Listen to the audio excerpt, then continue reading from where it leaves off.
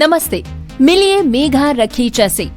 रखेचा Finserv की founder और शक्ति, जिनका ये मानना है कि अक्सर लिमिटेशंस आंखों से नहीं सोच से बनते हैं और इसी सोच की वजह से कई लोग, खासकर जो ब्लाइंड या विजुअली इम्पेयर्ड हैं, उन्हें फाइनेंशियल सर्विसेज से दूर रखा गया है। सबसे ज्यादा मुश्किल होता है हेल्थ इंश्योरेंस और टर्म इंश्योरेंस लेना। जहां प्रोटेक्शन सबसे जरूरी है, वहीं एक्सेस सबसे कम दिया गया है। लेकिन अब नहीं, रखेचा फिनसर्व के साथ हम सिर्फ पॉलिसीज नहीं देते, हम देते हैं समझ, रिस्पेक्ट और इक्वल अपॉर्चुनिटी।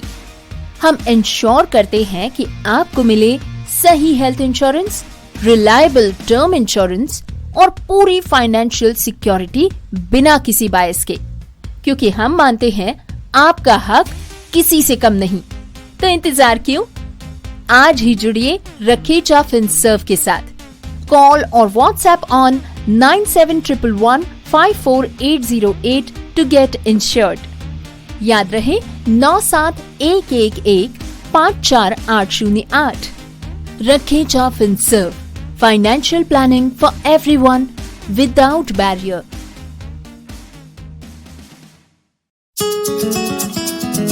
मैं हूँ किरण बेदी, हमेशा सुनो रेडियो उड़ान। आज ही अपने मोबाइल फोन पर ऐप स्टोर या फिर प्ले स्टोर से डाउनलोड कीजिए रेडियो उड़ान का ऑफिशियल ऐप या फिर लॉग इन कीजिए www.radioudan.com। सुनते रहिए रेडियो उड़ान, अ फ्लाइट ऑफ लाइफ। योग के इस मंच से स्वीकार करें आपके अपने हमसफर कंवल नयन कमल का नमस्कार, आदाब, सत श्री अकाल। साथियों, मित्रों, योग के इस मंच से आज हम सब मिलकर अपने योग गुरु से जाने और समझेंगे दंड आसन के बारे में। इसे कैसे करना है, इसके क्या क्या फायदे, क्या क्या सावधानियां बरतनी हैं। ज्यादा देर ना करते हुए रुख करते हैं अपने योग गुरु सुनील चौधरी जी की ओर, जानने और समझने का प्रयास करते हैं दंड आसन के बारे में अपने योग गुरु से। इस मंच पर योग गुरु सुनील चौधरी जी का हार्दिक अभिनंदन। दंडासन, पर्वतासन और मर्जरी आसन के बारे में रेडियो उड़ान के सभी श्रोताओं को नमस्कार। मैं हूं सुनील चौधरी और आज के इस सेशन में हम सीखेंगे दंडासन, पर्वतासन और मर्जरी आसन के बारे में। तो ध्यान रहे, अगर आपके नी में कोई दर्द रहता है या नी पेन है या फिर आपके बैक में पेन होता है, तो इन एक्सरसाइज को अवॉइड करें। इसके अलावा दंडासन का फ़ायदा है कि आपके जो हैंड होती है, उनकी मसल्स जो होती हैं वो बिल्डअप होती हैं। आपकी लेग्स की, थाई की, हैमस्ट्रिंग, ये सब मसल्स बिल्डअप होती हैं। आपका जो एब्डोमेन का कोर है वो स्ट्रांग होता है, एब्डोमेन की जो मसल्स होती हैं, अगर आप दंडासन करते हैं और दंडासन में कुछ सेकंड खड़े रहते हैं। इसी प्रकार अगर आप पर्वतासन करते हैं तो आपकी लेग की स्ट्रेचिंग होती है, हैमस्ट्रिंग स्ट्रांग होती है। और मर्जरी आसन से आपकी बैक की फ्लेक्सिबिलिटी बढ़ती है और बैक का लचीलापन आता है। तो लेट्स स्टार्ट। तो दंडासन करने के लिए आप सबसे पहले जमीन पर उल्टा लेट जाएं, पेट के बल लेट जाएं। आपके जो नीज हैं वो सीधे हैं। आपका फीट जो है वो, जैसे अपन खड़े होते हैं, जब ज़मीन पे खड़े होते हैं तो अपने तलवे जैसे सीधे होते हैं वैसे हैं। तो बेसिकली आपके जो तलवे हैं या सोल जो है फीट की, वो पीछे की तरफ पॉइंट कर रही है और आपने फिंगर्स, फीट की फिंगर और टो के बल पे आपने पैर रखे हुए हैं ज़मीन पे। और आपके जो हाथ है वो शोल्डर के पास ले गए, तो एकदम शोल्डर से टच करके जो चेस्ट है उसके पास अपना थंब टच कर दे। लेफ्ट शोल्डर के पास टच कर दे चेस्ट को, और राइट थंब राइट शोल्डर के पास चेस्ट को टच कर दे। टच ऐसे करना है कि जो आपकी फिंगर्स है वो शोल्डर से आगे नहीं निकली। तो आप अगर अपने हाथ एक दूसरे हाथ से टच करके देख सकते हैं, ये आपकी जो फिंगर्स है, जो सबसे बड़ी फिंगर होती है मिडल फिंगर, वो शोल्डर की लेंथ से आगे ना निकली, शोल्डर के बराबर ही है लेंथ तक रहे। तो दोनों हाथ कैसे करने के बाद अब अपने को ऊपर उठना है। इसके बल पे जो आपने हथेली रखी हुई है ज़मीन पे दोनों हाथों की, और जो पंजा रखा हुआ है अपने ज़मीन पे पैरों का, जो कि अभी बेसिकली थोड़ा मुड़ा हुआ है, अंगूठे और अंगुलियाँ, उसके बल पे आपको ऊपर उठना है। बॉडी का पूरा पार्ट हवा में उड़ जाएगा। केवल 4 ही पार्ट बॉडी को टच कर रहे होंगे, दोनों हथेलियाँ और दोनों पैर के पंजे। अपनी बॉडी को महसूस करने की कोशिश करें, हेड से लेके और एडी तक, सर से लेके एडी तक आप एक स्ट्रेट लाइन में होने चाहिए। ऐसे नहीं बॉडी का कोई पार्ट ऊपर है कोई पार्ट नीचे है। बीच में जनरली क्या होता है, कमर जहाँ पे है अपनी वहाँ पे थोड़ा शैलो आ जाता है, मतलब डेप्थ थोड़ा कर्व हो जाती है, जिससे कि पेट नीचे हो जाता है। बट कोशिश करें आप सब बराबर हो।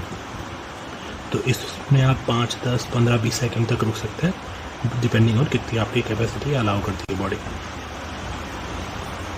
तो अब मैं नीचे आ रहा हूँ जैसे, तो आप स्विच भी कर सकते हैं अगर आपसे ज़्यादा नहीं हो रहा है तो एक साथ, तो आप 2-4 सेकंड करें, फिर से रेस्ट करें बॉडी पर उल्टा, और फिर दोबारा हवा में उड़ जाएं, दोनों पंजों और दोनों हथेलियों के बल पे। तो ये था दंडासन। नेक्स्ट एक्सरसाइज करने के लिए आप दंडासन से ही, जैसे दंडासन में जब हवा में है उसी समय पूरा जो आपका तलवा है वो नीचे ज़मीन पे टेक दे, पैर का तलवा। आपका आगे वाला जो हथेली है वो वहीं रहेंगी जहाँ पे है, बस आप अपने बट्स को ऊपर उठाएं और अपने एड़ियों को ज़मीन पे टेक दें। तो आप देखेंगे कि आपका जो हेड है वो दोनों हाथों के बीच में आ जाएगा। तो आपके बट से लेके और आपकी हथेलियों तक एक ढलान बन जाएगी, स्लोप। और ये स्लोप स्ट्रेट होना चाहिए। तो बेसिकली आपके जो हेड है वो दोनों हाथ, तो आपके कान जो हैं दोनों वो एकदम जहाँ एल्बो होती है और बेसिकली जो एल्बो के बीच में, एल्बो शोल्डर के बीच में जगह होती है वहाँ पे आ जाएंगे। आपकी हथेली अभी भी ज़मीन पे जहाँ पहले थी दंडासन के टाइम पे, बट आपका हाथ पीछे एकदम स्ट्रेट हो गया है थोड़ा स्लोप में। तो जो हाथ है और जो आपका फीट है उसकी पोजीशन सेम वही है जो दंडासन में थी। इट्स जस्ट दैट आपने बॉडी में बीच का पार्ट जो है आपका बट्स वो आपने ऊपर की तरफ उठा दिया और आप वो उठाया तो एडी आपकी ज़मीन पर टिक गई है और आप आगे से टिल्टेड हो गए। तो इसमें आप वही है 10-15 सेकंड रुकें और फिर दोबारा दंडासन में आके नीचे ज़मीन पे आराम कर सकते हैं। हो सके तो 15-20 सेकंड 30 सेकंड तक इसको करें। और आप भी अगर आप थक जाते हैं तो बीच में रेस्ट करके फिर से दोबारा स्टार्ट कर सकते हैं। तो जिसमें दोबारा पर्वतासन बोलते हैं इसको, तो दोबारा पर्वतासन में जाऊंगा मैं। तो पर्वतासन की पर्वत जैसी शेप बन गई है आपकी बॉडी की।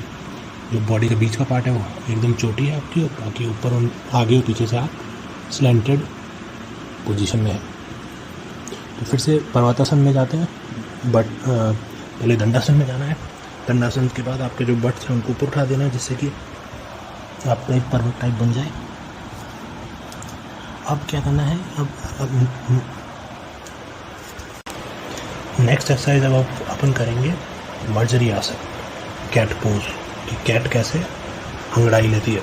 तो आपको जैसे आप अभी पर्वतासन में हैं, तो पर्वतासन से ही आपका जो राइट नी है उसको सामने लाएं, और जहाँ पे आपका जो एकदम बट और बेसिकली आपका नी और लेग के बीच का जो एंगल है, थाई और लेग के बीच का एंगल, वो 90 डिग्री बन जाए।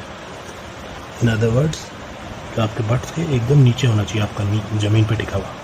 तो दोनों नी आप ज़मीन पे टिके गए और दोनों जो पंजे हैं वो अब आपने उल्टे पसार दिए हैं, तो जिससे कि आपका जो फीट का ऊपर का पार्ट होता है वो ज़मीन पे टिक चुका है।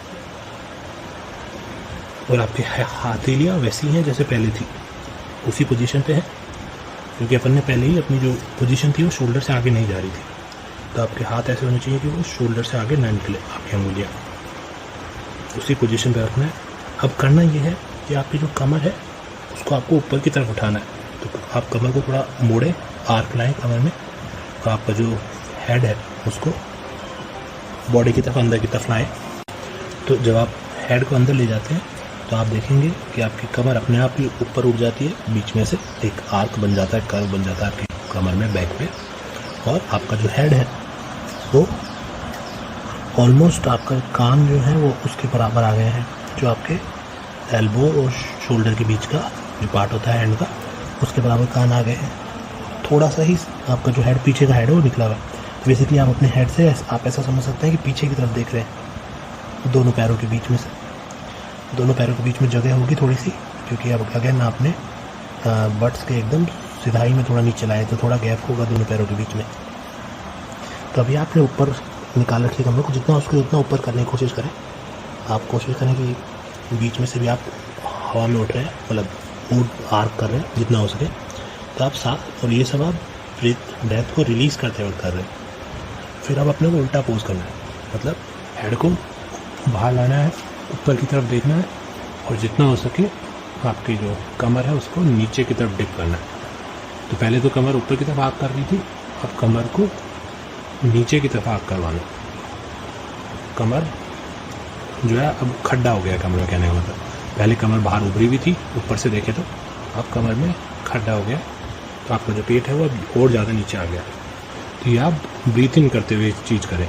जब आप अंदर सांस ले रहे हैं उस समय ऐसे आएँ, जब आप सांस निकाल रहे हैं तो ऊपर चले जाएँ और हेड को अंदर ले आएँ। तो इसी पोजीशन में आपको स्विच करना है 10 से 15 बार। आप जल्दी जल्दी कर सकते हैं। तो जैसे मैं अभी इन लाया, मैं हेड को ऊपर ले गया तो मेरी कमर नीचे आ गई, हेड नीचे लाया, हेड ऊपर लाया, हेड नीचे लाया, हेड ऊपर लाया। तो मैं क्या कर रहा हूँ, स्विच कर रहा हूँ दोनों पोजीशन में। एक पोजीशन में मेरी कमर ऊपर की तरफ आग है, उभरी हुई है, दूसरी पोजीशन में कमर में खड्डा है और नीचे की तरफ गिरी हुई है। तो ये एक्सरसाइज कैट बहुत ज़्यादा करती है अपनी बॉडी को फ्लेक्सिबल बनाने के लिए। कैट ये एक्सरसाइज दिन में बहुत बार करती है, इसलिए इसको मर्जरी आसन या कैट पोज भी बोलते हैं। तो आप इसमें 15 से 20 बार 30 बार कर सकते हैं, जिसमें कि आप स्विच कर रहे हैं ब्रीथ इन और ब्रीथ आउट के साथ। तो जब आप ऊपर की तरफ कमर मोड़ रहे हैं, ऊपर की तरफ निकाल रहे हैं, तो आपको ब्रीथ आउट करना है, और जब आप कमर को नीचे की तरफ डिप कर रहे हैं तो आपको ब्रीथ इन करना है। तो सांस के साथ इस एक्सरसाइज को आप कर सकते हैं। तो अगर आप इस मर्जरी आसन को नोटिस करें तो ये पोजीशन कुछ वैसी है जब छोटा बच्चा चलने लगता है, तो वो जिस पोजीशन में कुड़ालिया जो चलता है, जब उसे पूरी तरह से पैरों से चलना नहीं आए तो वो घुटनों और हथेली पे जैसे चलता है, उस पोजीशन में है आप। और इसी पोजीशन में आप खड़े, मतलब एक जगह स्थिर है और ऊपर नीचे हो रहे हैं। ये इसे घोड़ा वाली पोजीशन भी बोलते हैं। अगर आप बचपन में किसी के लिए घोड़ा बने हैं, अपने बच्चे को अपने जैसा आपने किसी अपने कमर पे बिठाया, तो जनरली आप इसी पोजीशन में होते हैं। इसी पोजीशन में आपको ऊपर नीचे होना है आपकी बैक से। आज के इस सेशन में इतना ही। कल फिर मिलेंगे कुछ नई एक्सरसाइजेस और योगा के साथ। तब तक स्वस्थ रहिए, योगा करिए। नमस्कार साथियों, मित्रों, योग की आज की इस यात्रा में हम सब ने मिलकर अपने योग गुरु से दंड आसन के बारे में जाना और समझा। साथियों, मित्रों, हमें योग को अपने जीवन का अभिन्न अंग समझते हुए इसका निरंतर रूप से अभ्यास करते रहना चाहिए, ताकि हम सब स्वस्थ रह सकें, अपने आप को चुस्त दुरुस्त रख सकें। आप सब जानते ही हैं, हेल्थ इज वेल्थ। आप सबका आभार, शुक्रिया। हरि ओम, हरि ओम। आप सबका दिन शुभ हो, मंगल में हो, कल्याणकारी हो।